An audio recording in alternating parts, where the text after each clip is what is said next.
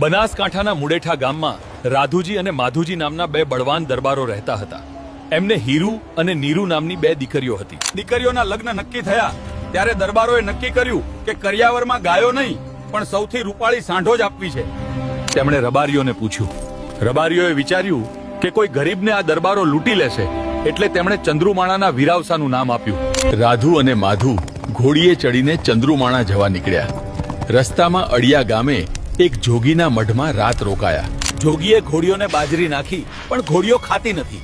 જોગી બોલ્યા, તમારા પેટમાં પાપ છે, સિકોતરના ગામ જવાનું માંડી વાળો. પણ દરબારો અભિમાનમાં બોલ્યા, જો એની સિકોતર જબરી હશે તો અમારો મુડેઠાનો હનુમાન પણ કાંઈ ઓછો નથી. ચંદ્રુમાણા પહોંચી ગોવાળ સુખદેવને મારીને લોખંડની સાંકળોથી બાંધેલી વીરાવસાની સાંઢો તેમણે બળજબરીથી ચોરી લીધી.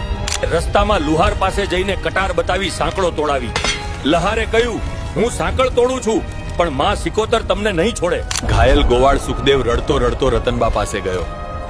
રતનબાએ દુઃખી થઈને માં સિકોતરને પોકાર કર્યો કે મધરાતે સિકોતરે સ્વપ્નમાં આવી કહ્યું, નિરાંતે જમો, હું મુડેઠા જાઉં છું. મારી સાંઢો લીધા વગર હવે હું પાછી નહીં આવું. માં સિકોતર એક ડોશીનું રૂપ લઈ રાધુ માધુની પાછળ મુડેઠા પહોંચ્યા. ત્યાં તો દીકરીઓના લગ્નની જાન આવી ગઈ હતી. ફેરા ફરવાના સમયે સિકોતર કોપાયમાન થયા. તેમણે બંને દીકરીઓના ચહેરા બદલીને ભયાનક ચુડેલ જેવા કરી દીધા. મુરતિયાઓ ડરીને ભાગ્યા. અહીં તો ભૂતળા ફરે છે, અમારે પરણવું નથી. આમ આખી જાન રિસાઈને પાછી વળી ગઈ. માં સિકોતરે ગામના પાદરે જાનના ગાળા રોકી દીધા અને પૈડા જમીનમાં ખૂપાવી દીધા. કોઈ આગળ વધી શક્યું નહીં. ત્યારે માતાજી પ્રગટ થઈ બોલ્યા, આ તો વીરાવસાની સિકોતરનો કોપ છે. રાધુ માધુ મારી સાંઢો ચોરી લાવ્યા છે. દરબારો થર થર ધ્રુજવા લાગ્યા. દીકરીઓમાં માતાજી ધૂણવા લાગ્યા.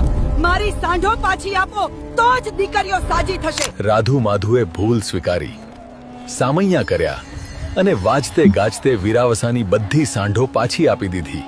માતાજીએ દીકરીઓને ફરી રૂપાળી કરી દીધી અને લગ્ન થયા. ત્યારથી મુડેઠામાં પણ સિકોતરના નિવેદન પહેલા થાય છે. આમ ચંદ્રુમાણાની સિકોતરે પરચા પૂર્યા અને ગુજરાતમાં ડંકો વગાડ્યો. બોલો વીરાવસાની સિકોતર માતની.